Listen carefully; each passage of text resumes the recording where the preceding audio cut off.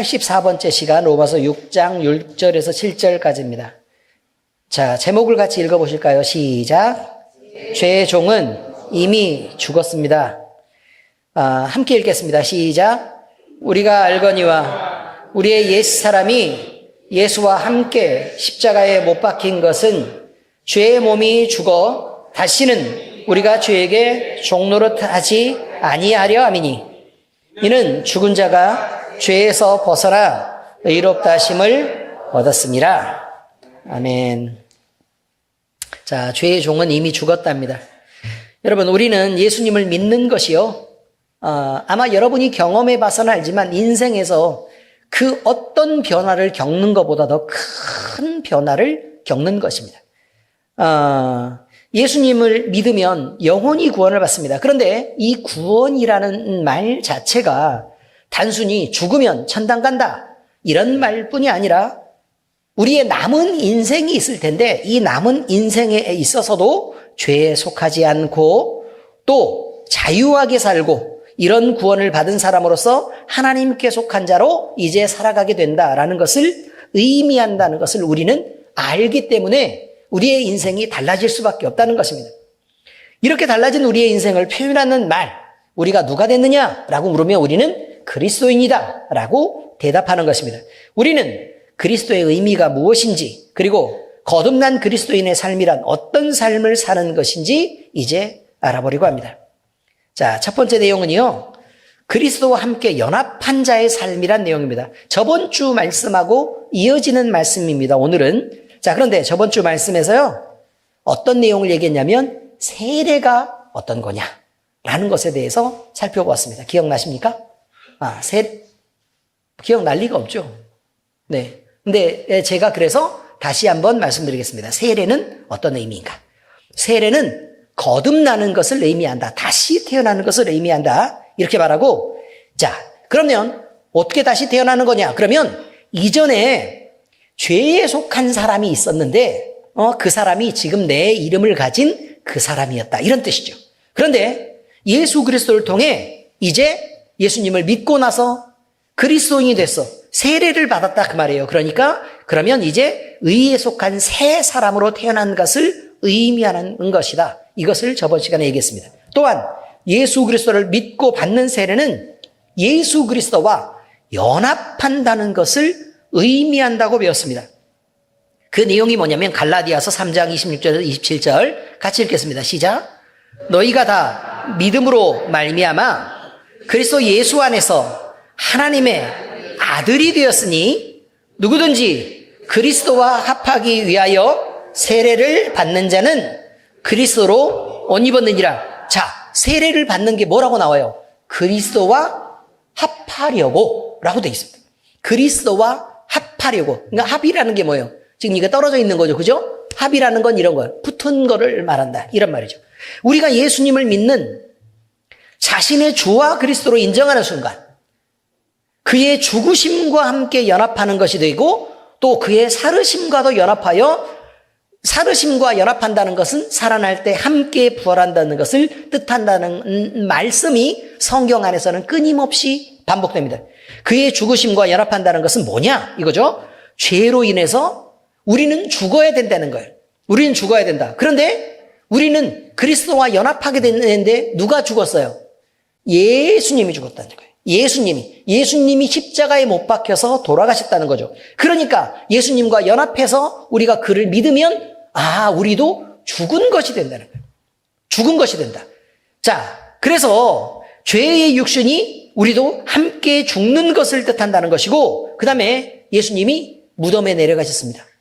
죽어서. 그죠? 그리고 3일 만에 다시 부활하셨습니다. 할렐루야. 자, 이렇게 주님이 부활할 때 우리가 연합해 있다는 것은 그와 붙은 사람이라는 것은 어떤 의미냐면 그리스도에게 속한 새로운 생명을 가진 그리스도인으로 다시 살아나서 예전에 내 이름을 가진 사람이 아니라 그리스도인이라는 신분, 그리스도인이라는 이름을 가진 사람으로 살게 되는데 갈라디아서 말씀해 보니까 그것을 뭐라고 표현하냐면 하나님의 자녀가 되었다라고 표현한다 그 말이에요. 하나님의 아들이 됐다라고 표현한다 그 말이에요. 그러면 나는 여잔데 아들 되면 결국 이것이 달라지는 것인가? 아니요. 자녀가 된 것을 의미한다는 거예요. 자녀가 된 걸 의미한다. 왜냐하면 우리가요, 이제 지금 살아있을 때나 남자 여자로 이렇게 있는 것은요, 종족 번식을 위해서 남자와 여자로 이렇게 있는 것입니다. 그래서 우리가 남자 여자로 이렇게 있으면서 다음 세대를 이어나가고, 그래서 예수 믿는 사람들이 점점 이렇게 늘어나고, 이렇게 하기 위해 남자와 여자가 존재하는 것이지, 만약에 천국 가가지고요, 남자와 여자로 존재해서 마음껏 종족 번식을 하라고 해놓으면, 그러면 막 무한대로 막 이렇게 늘어나게 돼요. 아시죠? 무슨 말인지. 그죠? 뭐 하나님이야 뭐 어떻게 하실 수 있겠지만 그렇게 안 하신다는 거예요. 남자 여자가 의미가 없고 우리가 한 형제가 된다는 거예요. 아시겠죠? 한 형제가 된다. 뭐 물론 형제 같으신 자매님들도 많이 계시지만 거기서는 진짜 형제가 된다는 의미를 얘기하고 있습니다. 자, 갈라디아서 2장 20절의 내용을 다시 읽겠습니다. 우리가 늘 외우는 말씀이죠. 그죠? 자, 시작. 내가 그리스도와 함께 십자가에 못 박혔나니 그런즉 이제는 내가 사는 것이 아니요 오직 내 안에 그리스도께서 사시는 것이라.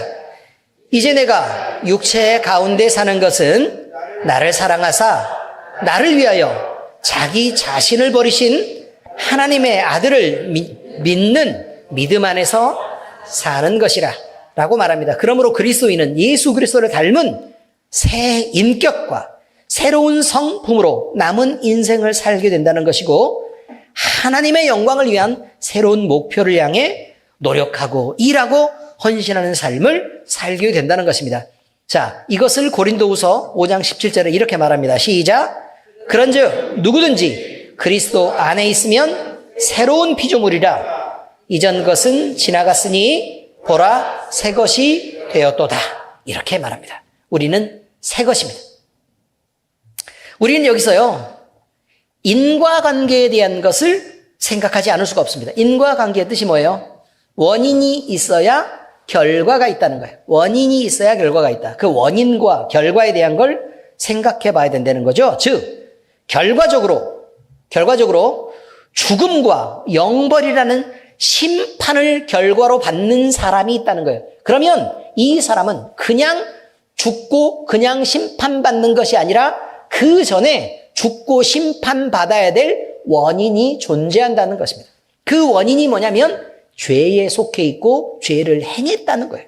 죄에 속해 있고 죄를 행했다. 그러니까 그 결과적으로 너는 벌을 받아야 돼. 그래서 정죄를 죄에 대한 정죄를 받고, 그 다음에 그것 때문에 심판을 받아서 결국 지옥불에 떨어지게 되는 결과가 생긴다는 것이죠. 그런데 여러분, 이 죄의 문제가 살아있을 동안에 해결이 된 사람, 다시 말해서 죄가 없다, 너는 의롭다라고 판단되는 사람들은 기본적으로 정죄를 받지 않습니다. 이게 말뜻이 어려운데 이렇게 표현하면 됩니다. 죄를 지은 사람이라고 그 사람이 특정이 되어야만 수사를 받고 재판을 받아서 벌을 받는 거라 그 말이에요. 의미는 이해하시겠죠? 그런데 죄를 짓지 않은 사람은 어떻게 돼요? 고소를 당하지도 않고 경찰이 잡아가지도 않아. 그렇기 때문에 재판을 받을 필요가 없고, 재판을 받았는데 너는 죄가 없어 라고 얘기하는 게 아니라 재판을 받을 필요가 없고 재판을 안 받으니까 벌을 받을 필요도 없게 된다는 얘기를 성경은 얘기하고 있다 그 말이에요. 자, 그런데 우리는 원래는 뭐였다고요? 죄인이었다는 거예요. 그런데 그 죄값을 미리 지불을 해버렸다는 거예요. 누가요? 예수님이 돌아가심으로 그 죄값을 지불해버렸으니까 우리는 이미 끝났네? 라고 된 거예요. 한번 이 죄가 없어지도록 예수님의 보혈이 유효하게 우리에게 작용했기 때문에, 그래서 우리가 그 은혜를 입고 그를 믿은 사람들은 모두 다 뭐가 안 되는 거냐면 기본적으로 고발되지 않는다고 얘기하는 거예요. 고발되지 않는다. 고발되지 않기 때문에 뭐를 안 받아? 수사를 안 받아요. 수사를 안 받으니까 죄목을 끌어낼 필요가 없는 거고, 그러면 고발을 안 받았으니까 재판받을 필요가 없어서 심판받을 필요가 없게 된 것을 의미한다는 것입니다. 이렇게 자신의 죄의 문제를 살아있을 동안 해결해버리면 죄인이 아니기 때문에 정죄받지 않고, 그래서 정죄받지 않으니까 심판받지 않는다. 그래서 영벌의 지옥 대신 하나님이 계신, 우리 주님이 계시는 천국으로 그저 가게 되는 것을 의미한다는 것입니다. 여기서 부활 아래 새 생명을 얻는 의미를 우리는 다시 한번 생각해야 됩니다. 부활에서 새 생명을 얻는다는 것이 무엇인가? 예수님을 믿는 것이 그저 예수님이 우리를 구원한 그리스도이심을 인정해서, 그래, 나는 그거 인정하고 믿어, 예수님은 나를 구원하시지 라고 그런 것만을 의미하는 것이냐? 그것은 너무 1차원적이고 단순한 내용이라는 거예요. 실제로는 뭐가 있는 거냐면 성경은 그리스도와 함께 연합한 자의 삶을 살아야 되는 것을 구원이라고 표현한다는 거예요. 그와 함께 연합한 자의 삶을 산다. 근데 문제는 뭐냐면 너희가 죄의 마음을 품고 그리스도와 함께 연합한 자의 삶을 살아야 돼라고 얘기하는 게 아니라, 저번 시간에 얘기한 바에 의하면 우리가 예수님을 믿고 구원을 받아서 우리의 영이 살고 살아있는 영적 존재가 된 다음부터는 하나님이 우리 마음속에 계셔서 우리의 양심을 다독이고 계신다는 거예요. 그래서 우리를 깨닫게 하신다는 거예요. 그래서 만약에 죄를 지으려고 하면 우리의 마음속에 행복한 마음이 드는 게 아니라 괴로운 마음이 먼저 들어서, 나 이 죄는 정말 피하고 싶다라는 생각이 먼저 든다는 거예요. 예를 들어 사람들을 미워하는 위치 속에 우리가 가면 그 전에는 저건 내가 미워하는 것으로 내 스트레스를 푸는 그런 사람으로 살았지만 예수님을 믿고 나니까 내 마음에 미움이 있는 것이 괴로움이 되더란 얘기예요. 괴로움이 되더라. 그래서 내가 주님을 사랑하면서 미움을 갖고 있는 것 자체가 내가 불편해서 이 미움을 갖고 살고 싶지 않아요. 그래서 내가 미움의 마음을 갖고 있는 것 자체가 안 행복해. 그래서 이 미움이 지워지는 게 오히려 행복하고, 그 사람을 용서하게 되는 게 행복하고, 그래서 주님 앞에 영광 돌리는 게 내 마음의 기쁨이 되고, 그런 삶을 살고 싶은 생각이 자꾸 든다는 거예요. 이렇게 된다는 거예요. 너희한테 그렇게 하라고 얘기하는 게 아니라 그런 마음을 품게 되는데, 그 마음이 들 때 하나님이 우리의 마음을 그렇게 이끌어 가실 때 우리는 그 세미한 음성과 그 하나님이 우리를 만지시는 그 감각들에 대해서 민감해지라고 얘기하는 거예요. 그래서 그리스도와 연합한 자의 삶을 살게 된다는 이 표현, 이것은 우리의 구원 이후의 삶이 어떻게 되는 것을 말하고 있다는 것입니다. 연합한다는 것은 그와 함께 묶여있는 것을 의미합니다. 그러므로 예수님이 걸어야 될 길이 있으면 묶여있으니까 어떻게 돼요? 같이 걷게 되고, 예수님이 행하고 계시는 일이 있어요. 묶여있으니까 함께 행하게 되고, 예수님이 말씀하시는 것을 말하게 되고, 예수님이 죽으시는 그 자리에서 우리는 함께 죽는 것을 의미한다는 것입니다. 다시 말해서 예수님이 사셔야 되는 대로 살고 또 예수님이 죽으시는 자리에서 죽는, 이것을 그리스도와 연합이라고 얘기합니다. 그러므로 우리의 삶은 성령 하나님이 이끄시는 대로 살아야 됩니다. 이것은 세상의 풍속을 쫓고 공중 권세 잡은 자, 즉 마귀를 따르며 육체가 원하는 방식대로 살아가는 예전의 우리, 즉 죄인의 모습과는 다른 삶을 살게 된다는 것을 의미하고 있습니다. 에베소서 2장 2절에 3절 다시 읽어보겠습니다. 우리가 본질상으로 누구였었는? 시작. 때에 너희는 그 가운데에서 행하여 이 세상 풍조를 따르고 공중 권세 잡은 자를 따랐으니 곧 지금 불순종의 아들들 가운데서 역사하는 영이라.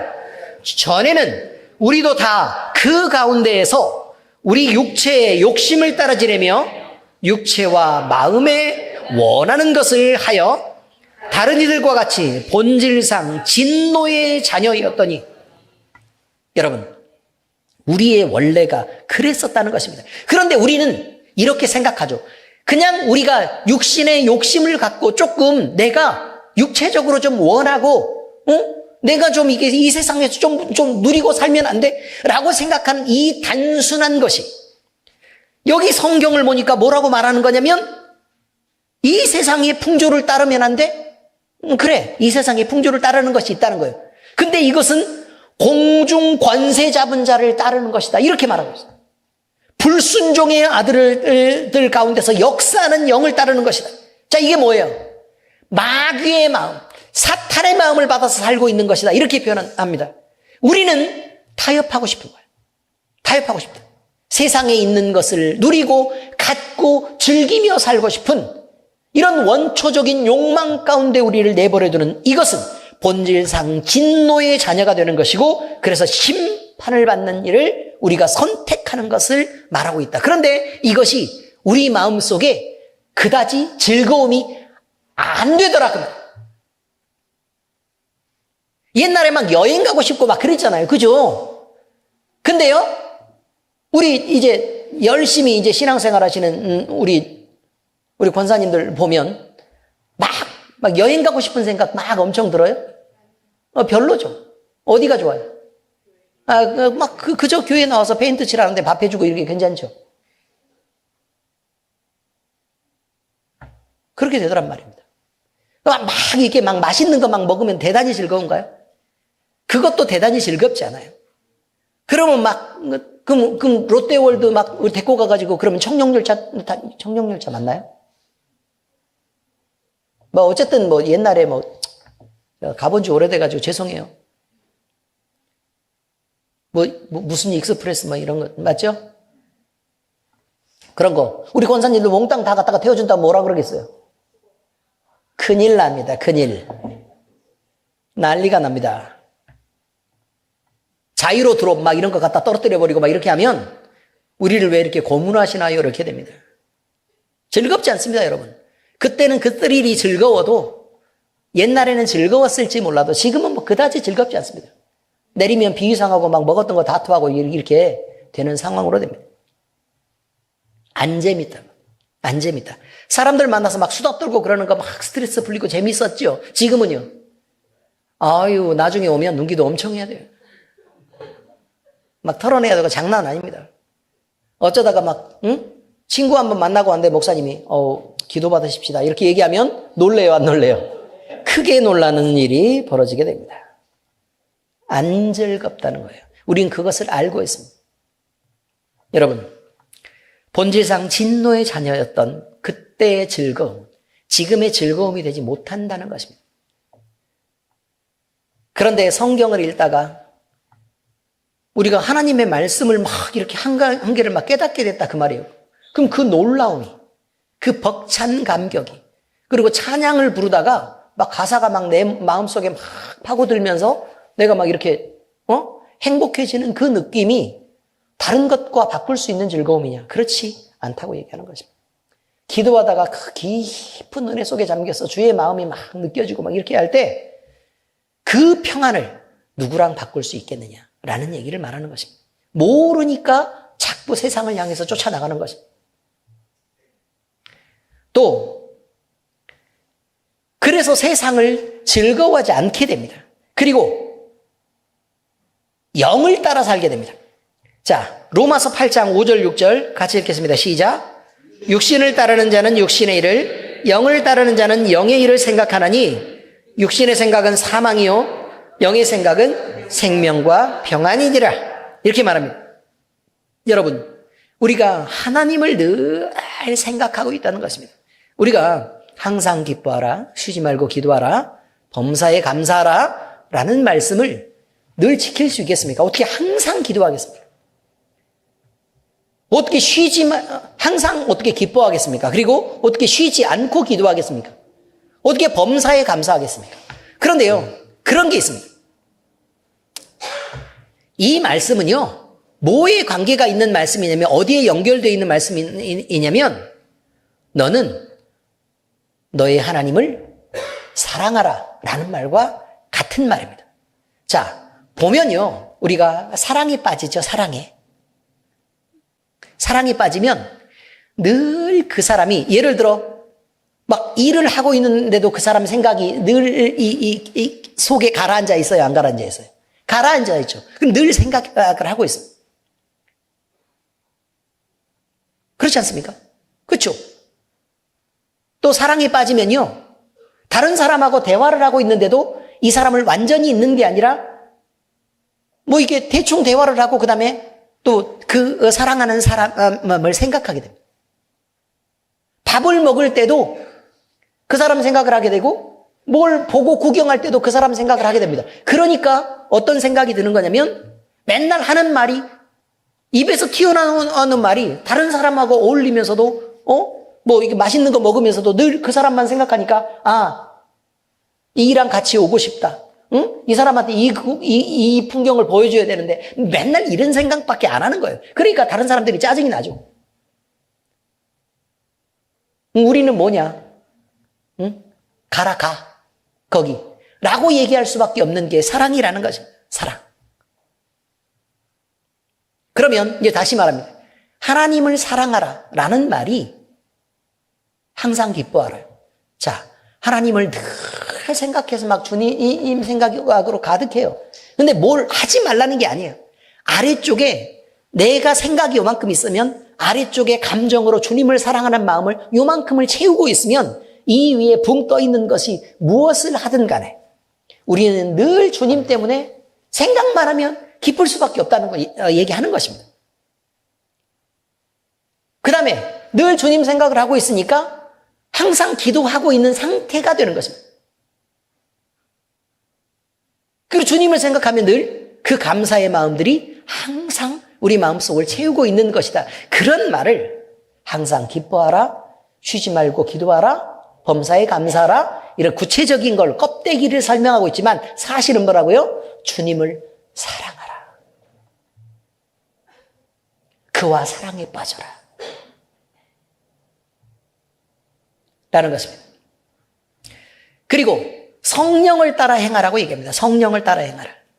자, 갈라디아서 5장 16절 같이 읽겠습니다. 시작. 내가 이르노니 너희는 성령을 따라 행하라. 그리하면 육체의 욕심을 이루지 아니하리라. 하나님이 우리 마음 가운데서 하나님을 생각하고 있단 말이에요. 근데 주님이 기뻐하시는 일들이 우리 마음속에서 늘 파고 들어와요. 그죠? 주님이 기뻐하시는 일들이 파고 들어오면 그걸 생각하면서 그것을 따라가라고 얘기하는 것입니다. 그럼 육체의 욕심을 이루지 않게 될 거다. 이런 얘기죠.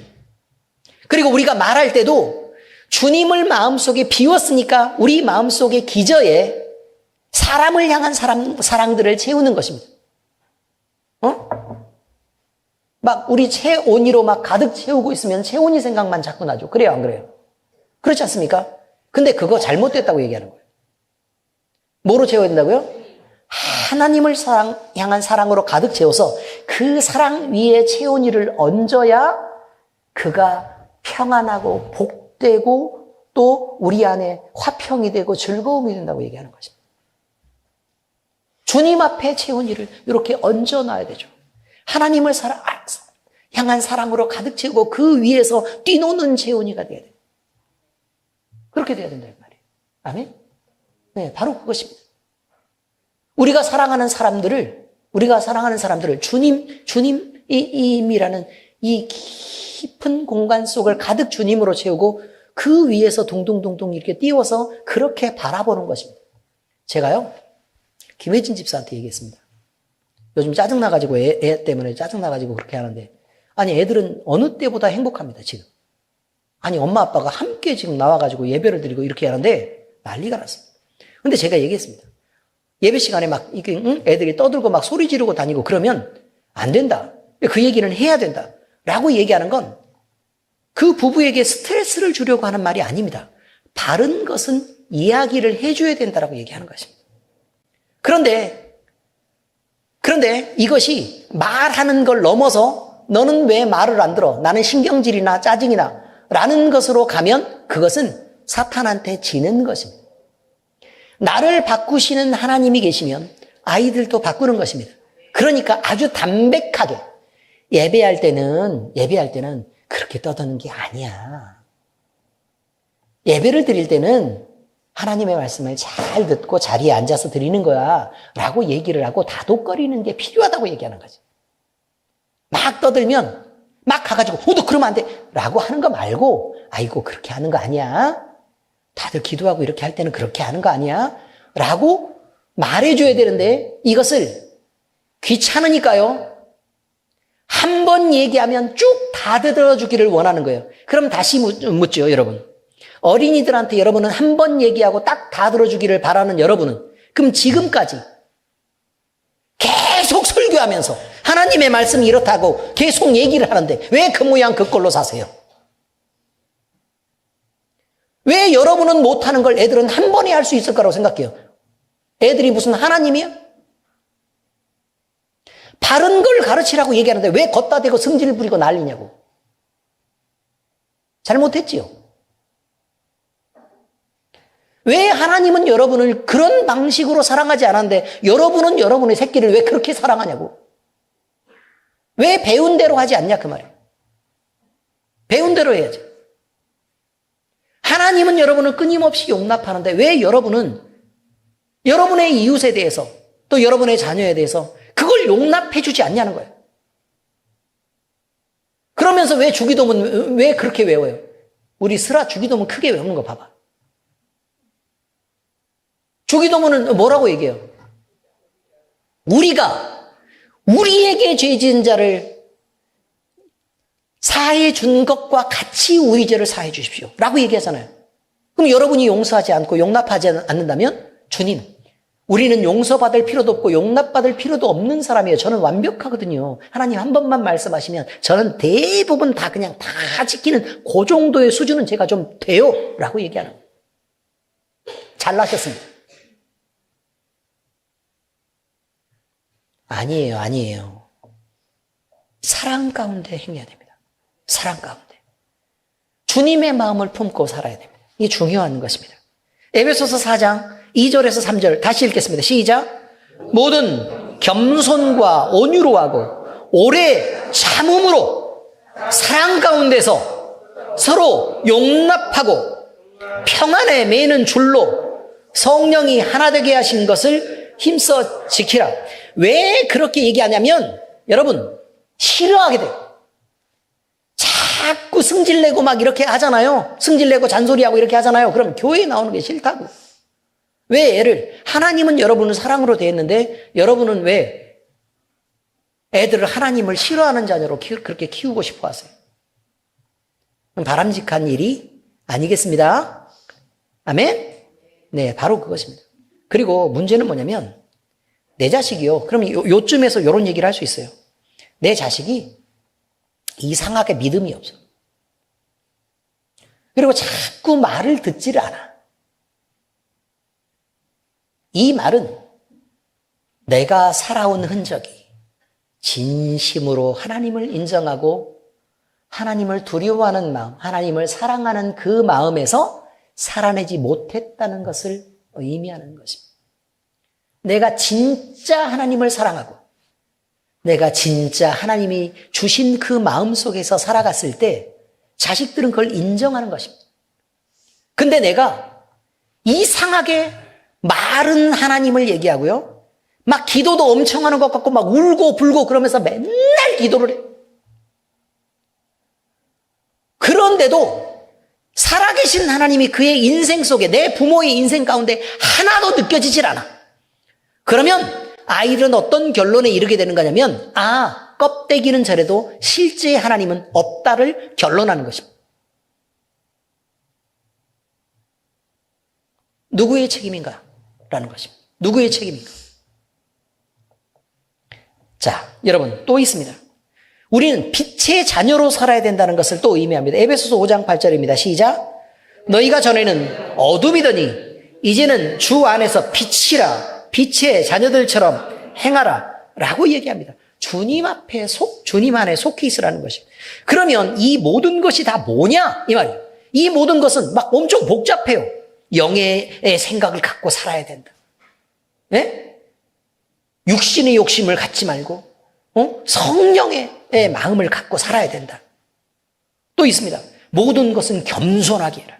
온유해야 된다. 또 화평해야 된다. 평안에 매는 줄로 매라. 빛의 자녀로 행하라. 그럼 이걸 다 행하려고 보니까 막 복잡해요.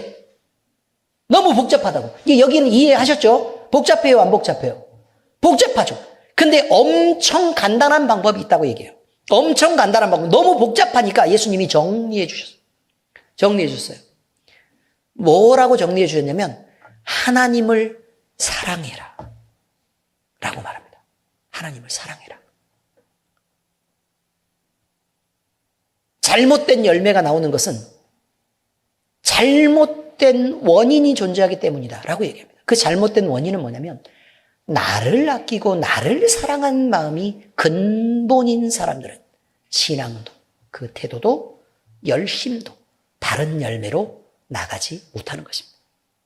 그것은 그리스도와 연합하는 게 아닙니다. 예수님의 마음을 품는다는 건 하나님을 온전히 사랑하게 되는 것을 의미한다는 것입니다. 두 번째입니다. 그러므로 성도는 적극적으로 자신을 바꿔야 됩니다. 바울 사도는 죄에 속한 몸이 없어지게 함으로써 이제부터는 죄에 더 이상 종노릇하지 말라고 말합니다.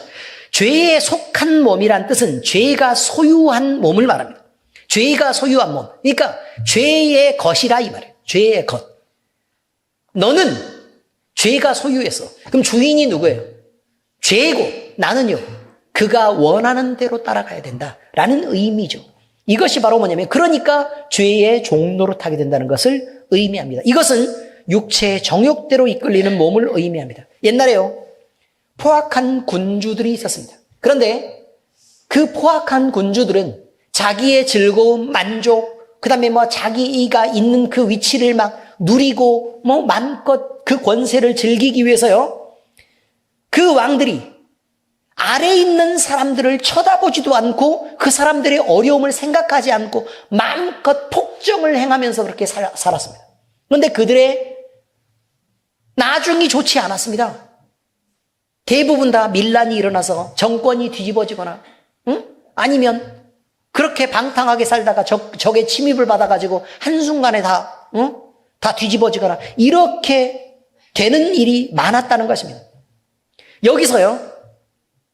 지금 죄의 종이란 말은 주인과 종을 얘기할 때 그 왕과 백성과 같은 개념으로 성경은 지금 설명해 가고 있는 것입니다. 근데 그 죄가 덕이 있는 군주나 아니면 백성을 사랑하는 현명한 왕을 얘기하는 게 아니라 백성을 착취하고 노략하고 점점 나쁘게 해서 죽어가게 만드는 왕을 너희가 섬기고 있는 것이다 라고 지금 얘기하고 있습니다. 그러니까 그 군주의 폭정에 시달리면 다시 말해서 죄가 몸을 지배하면 죄의 종으로 정욕을 따르게 되는데 그 정욕을 따르는 몸이 그때 순간적으로 즐거운 것처럼 보이지만 그러나 그것들에 이끌려서 결국 절망을 향해 달려가고 있다는 것을 말하고 있습니다. 죄의 습성과 말초적인 자극에 길들여진 사람은 마치 그 순간의 만족을 위해서 마약을 먹고 있는 것과 같습니다. 왜 마약이 그 순간에 즐겁고 행복한 줄 알면서도 왜 우리는 마약하면 안 된다고 얘기합니까? 비싸서요? 그거 중독되면 그냥 다 죽는 것이 결과가 되기 때문에 그렇습니다. 몸이 죽을 것을 알면서도 다시 말해서 자 여기 보세요. 죄에 대한 정죄와 심판 그 다음에 죽음입니다. 자, 그 영벌의 지옥이 여기 있습니다. 그러면 요 앞쪽에 원인에 대한 생각을 해야 된다는 거예요. 원인에 대한 생각. 그러면 이렇게 살면 반드시 이래서 이 결과가 되는 걸 뻔히 알면서도요. 그 순간의 즐거움만을 쫓아서 하루하루를 살아가고 있는 그 사람은 언제 망할지도 모르고 오늘이나 내일은 아니겠지라고 막연히 그런 기대감 속에 살아가고 있는 그 사람은 자신의 몸을 죄의 종으로 내버려 두는 이 사람과 같은 것이라는 것입니다. 물리학의 기본 법칙 중에 뉴턴 운동 제1법칙에 대해서 알고 계십니까? 이게 뭐예요? 관성의 법칙입니다. 따라서 한번 해보세요. 관성의 법칙. 관성의 법칙은 뭐냐면 운동하고 있는 물체는 그 방향과 그 속도를 유지하려고 하는 경향이 있다예요. 정지하고 있는 물체는 정지하고 있기 때문에 그 정지하는 운동 상태를 유지하려고 하는 경향이 있다. 이것을 관성의 법칙. 이라고 얘기합니다. 자, 그런데 이 관성을 가진 놈을 방향을 바꾸거나 속도를 빠르게 하거나 느리게 하거나 아니면 정지하고 있는 걸 움직이려고 하면 무엇이 개입돼야 되냐면 외부에서 힘이 개입돼야 됩니다. 외부의 힘이 개입돼야 됩니다. 외부의 힘이 개입이 없이는 늘 변화를 거부하고 그 상태를 유지하는 경향이 있는데 바로 죄도 죄의 관성이 있습니다. 죄의 관성이 있습니다. 그래서 그냥 내가 죄를 짓고 있는데 그 죄를 떠난다는 것이 힘들다는 것입니다. 죄의 습관이 있는데 그 습관을 벗어버리는 일은 그렇게 고통스럽고 힘들다는 거예요. 하나님의 은혜를 주시고 우리의 인생을 바꾸려고 우리를 감동할 때 우리는 그 하나님의 성령의 능력을 힘입어서 다시 말해서 힘을 의지해서 우리가 그걸 바꿔내지 않으면 안 된다고 얘기하는 것입니다.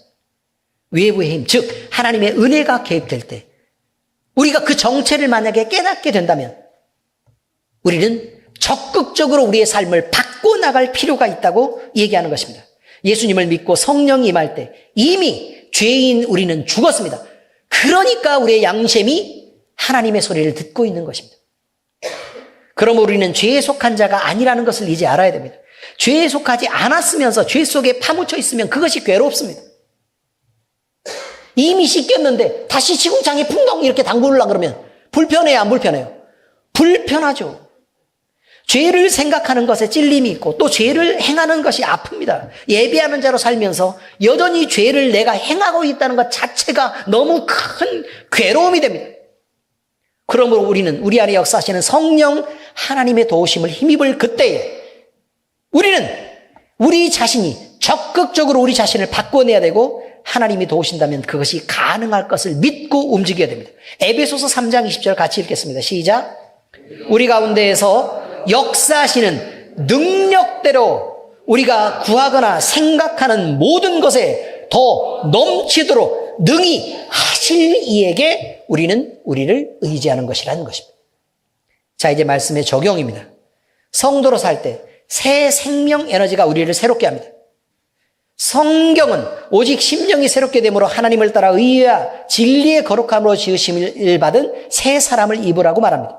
이는 하나님이 해 주시겠다는 수동형인지 아니면 우리에게 하라는 능동형인지를 한번 봐야 됩니다. 에베소서 4장 22절에서 24절 같이 읽겠습니다. 시작. 너희는 유혹의 욕심을 따라 썩어져가는 구습을 따르는 옛사람을 벗어버리고 오직 너희의 심령을 새롭게 되어 하나님을 따라 의와 진리의 거룩함으로 지으심을 받은 새 사람을 입으라. 여기서 동사만 읽으면 이렇습니다. 버리고 입으라. 자, 그러면 하나님이 하시겠다고 얘기하면 이렇게 말해야 됩니다. 버리게 도와주시겠고 입혀주시겠다. 이렇게 말해야 되죠. 그런데 여기서는 뭐라고 얘기해요? 너희는 버리고 입으라 라고 얘기합니다. 무엇을 버리라고 얘기해요? 유혹의 욕심을 따라 썩어져가는 구습을 따르는 옛 사람을 벗어라. 이렇게 말합니다. 옛 사람을 벗으라고 얘기합니다. 벗어버리라고 얘기합니다. 이해되셨습니까? 옛 사람을 벗어버리라. 그러면 하나님이 옛 사람을 벗겨주시겠다고 얘기하십니까? 아니면 우리에게 벗어버리라고 얘기합니까? 벗어버리라고 얘기합니다. 그러면 자, 우리가 생각을 한번 해봐요. 애한테 이리 와, 내가 벗겨줄게 라고 얘기했으면 자, 이리 와, 내가 벗겨줄게 라고 얘기를 해야 맞단 말이에요. 그런데 뭐라고 얘기를 하시냐면 야, 그거 지저분해서 되겠어, 그거 좀 벗어버려라 라고 얘기하면 뭐 하란 얘기예요? 내가 벗겨주겠다는 얘기예요? 아니에요. 뭐 하라고요? 네가 벗어 라는 얘기예요. 네가 벗어. 우리에게 뭐라고 얘기하고 있다고요? 옛 사람을 구습을 따르는 옛 사람을 네가 벗어 라고 얘기합니다. 그리고 또 있어요. 뭐라고 얘기해요? 벗어버리고 그 다음에 뭐라고요? 새 옷을 입어 라고 얘기하죠. 그러니까 옷과 같은 개념이에요. 더러운 것 벗고 새 옷을 입어. 왜? 속 사람이 달라졌으니 껍데기를 다르게 해 라고 얘기하는 것이에요. 속 사람은 누가 바꾸셨어요? 하나님이 바꾸셨어요. 속 사람은 하나님이 바꾸셨어요. 그러니 우리 속 사람이 깨끗한데 너 더러운 거 여전히 그냥 그 옷 입고 있지 말고 벗어. 그리고 어떻게 하라고요? 새 옷을 입어. 누가 하라고 얘기하신 거예요? 주님이 하라고 얘기하신 거고, 이 일은 누가 행해야 되는 거라고요? 우리 자신이 행해야 되는 거예요. 그러므로 우리는 적극적으로, 능동적으로, 자발적으로 하나님을 인정하는 자리인 의와 진리의 말씀으로 다스림을 받는 진리 안에서 그리스도의 인격으로 사는 새 사람으로 사는 다른 인격의 옷을 입어야 된다는 것입니다. 주님은 우리가 자신처럼 되기를 원하십니다. 이것이 주님의 뜻이며 우리가 살아가야 될 바른 방향입니다. 고린도후서 5장 15절 읽겠습니다. 시작. 그가 모든 사람을 대신하여 죽으심은 살아있는 자들로 하여금 다시는 그들 자신을 위하여 살지 않고 오직 그들을 대신하였다가 죽었다가 다시 살아나신 이를 위하여 살게 하려 함이라. 그가 죽으심은 살게 하려 함이라 이렇게 말합니다. 그가 죽으심은 살게 하려 함이라. 우리는 주님의 은혜로 구원을 받았으므로 주님의 뜻을 받들어 사랑하고 또 주님처럼 겸손하고 주님이 이루려고 했던 그 화평한 삶을 살아내야 됩니다. 주님이 우리에게 그렇게 살 힘을 주신다고 말씀합니다. 우리가 주님을 바라볼 때 주님은 우리에게 새 힘을 주시며 힘있게 하실 것입니다. 그러니 그 힘을 가지고 능동적으로 벗을 것을 벗고 입을 옷을 입고 행하며 사는 것입니다. 이사야 40장 29절 32절 같이 읽겠습니다. 시작. 피곤한 자에게는 능력을 주시며 무능한 자에게는 힘을 더하시나니 소년이라도 피곤하며 곤비하며 장정이라도 넘어지며 쓰러지되 오직 여호와를 앙망하는 자는 새 힘을 얻으리니 독수리가 날개치며 올라감 같을 것이요 다른 박제라 해도 곤비하지 아니하겠고 걸어가도 피곤하지 아니하리로다. 아멘. 새 힘을 얻으시기를 예수 그리스도의 이름으로 축복합니다. 우리 주 예수 그리스도의 은혜가 우리 무리와 함께 하시기를 축복합니다. 기도하겠습니다. 하나님 아버지, 죄의 종노릇하고 육신의 원초적인 즐거움을 위해서 우리가 습관적으로 죄를 따르던 우리는 이미 예수님을 믿는 그 순간에 예수님과 연합되어 죽은 것을 인정합니다. 아버지 하나님, 이제 우리는 예수 그리스도와 함께 연합한 자가 되어서 그의 부활과 함께 연합하게 되었습니다. 우리가 새 사람인 그리스도인으로 하나님의 자녀로 다시 살아나게 되었을 때 우리는 여전히 우리에게 우리를 더럽히는 그 더러운 구습과 죄에 속한 옛 습관들을 이제는 벗어버리게 하시고 옛 사람이 다시는 우리를 더럽히지 않게 하여 주시옵소서. 우리는 과감히 그것을 벗겠습니다. 이제 새 사람을 입겠습니다. 하나님을 사랑하고 그 사랑 안에서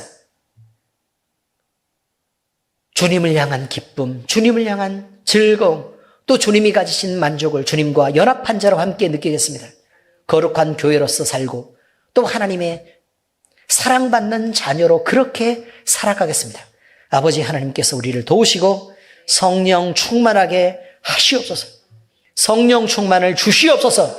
우리를 달라지게 하시고 우리가 새 일을 행할 수 있도록 우리에게 독수리가 날개치며 올라갈 만한 힘을 더하여 주시옵소서.